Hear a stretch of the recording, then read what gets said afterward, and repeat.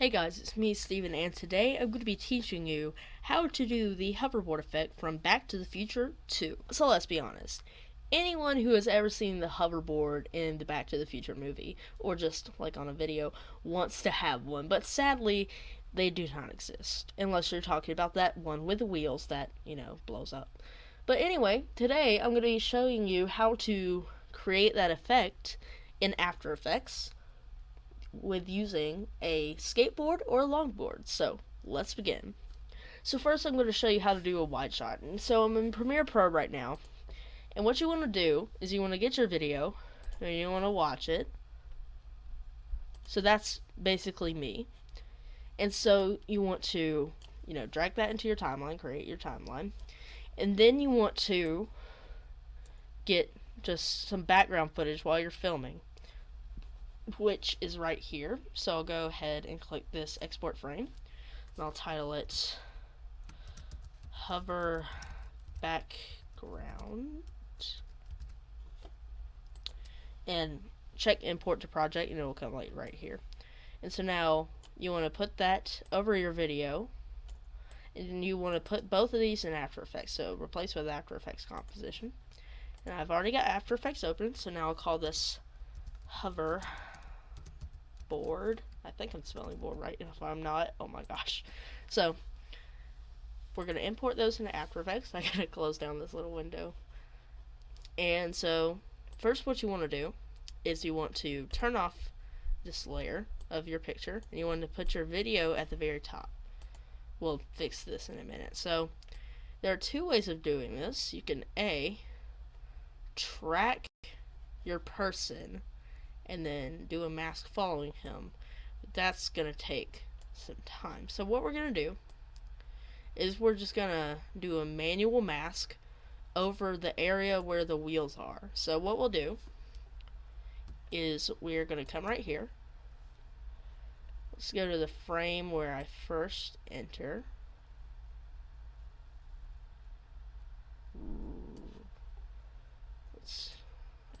Right here. So we're going to go right here. And so now we're going to create a mask around the wheel. Now you don't want to cut out the board, that defeats the purpose. So now we've got the wheel, and you're obviously like, oh no, I don't want that. So go to your mask, click the stopwatch on the mask path, and make that mask subtract. So now if you look at it and we turn on the background, you can't see the wheel anymore, and I will fix the mask a little bit. So now that can stay there forever if you want it to, but I don't want to do it like that. So like I said, we have this mask path, so we'll go frame by frame and take out the wheel. Now I'm gonna do a time lapse of this because I'm sure you really don't want to watch me.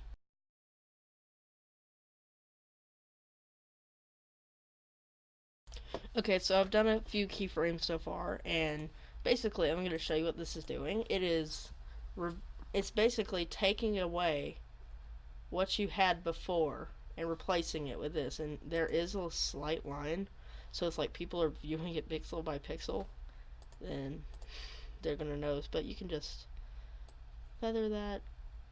That was way too much, like maybe 3 pixels, and now you can't really tell. And so like if you just look at it, it looks like I'm just, until I go away from the mask, it just kind of looks like I'm, just average kid riding a hoverboard. Okay, now I'm gonna get back to the time lapse.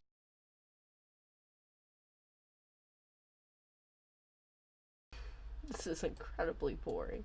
So, this is what I have done right now, and now this warning, this is gonna take a long time, but just previewing it before I've even done it. Alright, so obviously don't watch the part with the wheels, but like, it's pretty cool. If you watch your video and see that your board doesn't like move and it just looks like you're going completely straight, I guess you could like mask the area of where your wheels would be to like one big mask and just replace it. But that's not how I'm gonna do it today. So you can try that. I'm not sure if it will work, but again, you can always try it. Another thing to note, this is the wide shot. So like, at least for my shot, if you look at the fit version and I turn on you can sort of tell. I mean, it's not going to be that much of a difference, and so I'll show you the close-up shot. So, alright, back to the time lapse.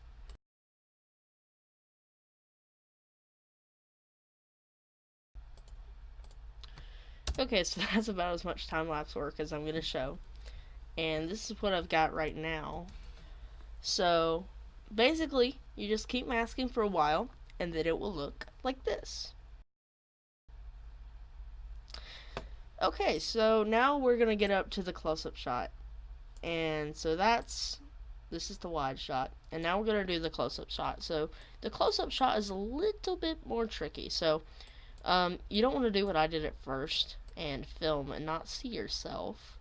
Because when I rode by, you can't even see my wheels at all. So then I went back.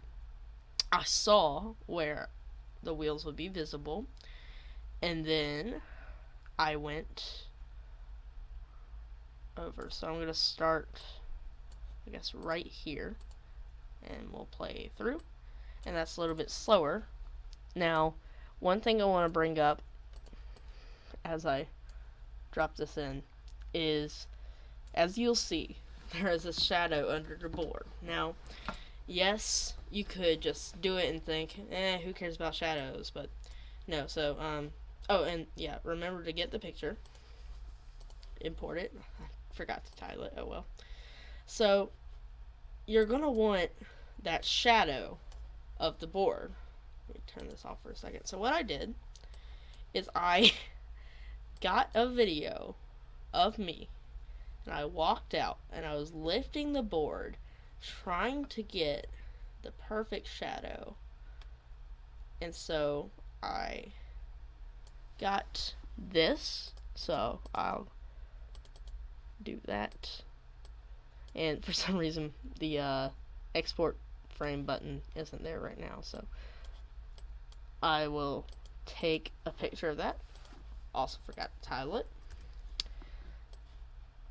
but I'll do that in After Effects. So I'm going to put that right there, and now we're going to put all of this into After Effects. Now into After Effects, first what we're going to do is we're going to turn off all the layers except the shadow layer. So what I'm going to do is I'm going to get a mask.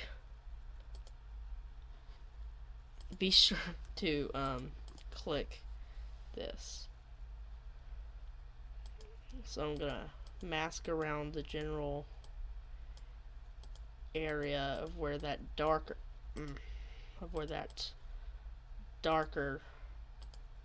portion is, which is about right there. So now what you want to do is you want to open up your mask properties and feather it a lot, not to where you can see your shoe. So you might want to move the mask a little bit. So this is what it looks like right now. And if I go ahead and turn on this, you can tell that it is a lot darker. So now if I get the actual video of me on the hoverboard, put it on top of the background, but still have that shadow, you'll see that I don't actually come where the shadow is. I come a bit behind, which isn't a problem. So I can either do this, and this is all completely up to you.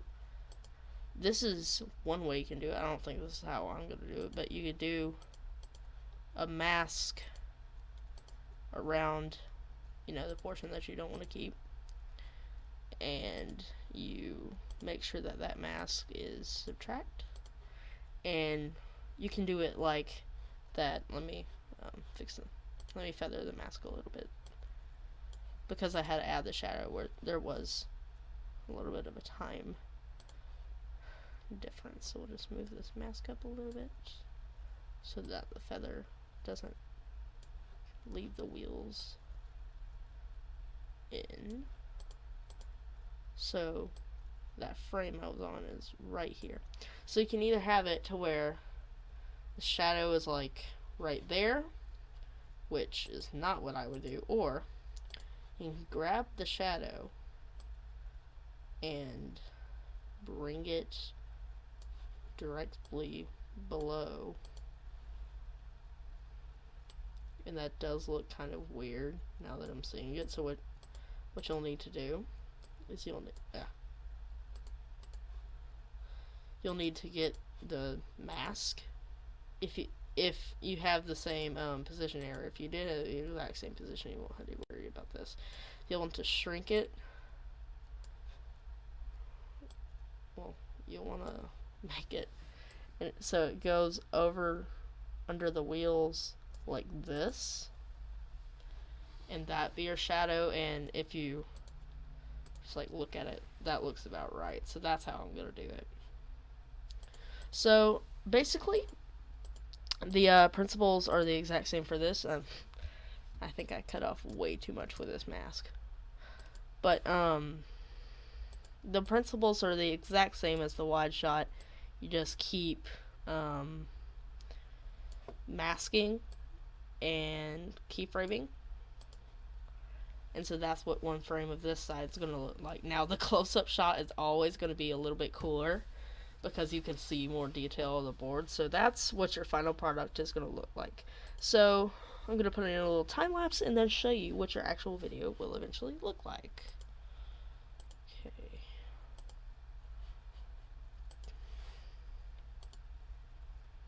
One thing to note is you'll also have to move your shadow layer with your character layer. Otherwise, the shadow would just stay in one place, and it would look like for like 2, maybe 3 frames, and it'll just look like there's this, you know, I guess oil leak in the middle of the road. Okay, and now to finish the shadow, what we're gonna do is we're gonna go into that picture and we're gonna bring down the opacity to about, for me, a good 66 works, because you don't want it to be like a full on too much of a shadow. Just something like that looks good.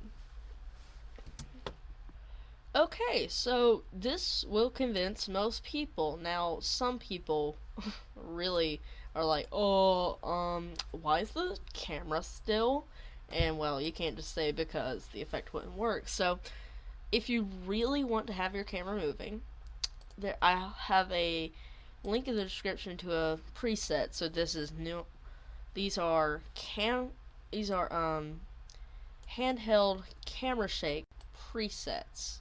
And so basically the way these work is the people that created them, they filmed with a camera in front of tracking points, and they hand track them so you can, you know, fix it if you want. And what it does is it'll scale up your video just a little bit, and it'll move around. So as you can see, the camera is moving, and it gives the appearance that you actually filmed it, and it doesn't look, you know, like just a tripod shot. So that's how you can add a little bit of movement. Thank you guys for watching this video. If you want to see some more visual effects tutorials, check out our playlist or click below. Look forward to more tutorials coming in soon. We have a really big one. Can't wait to see you then.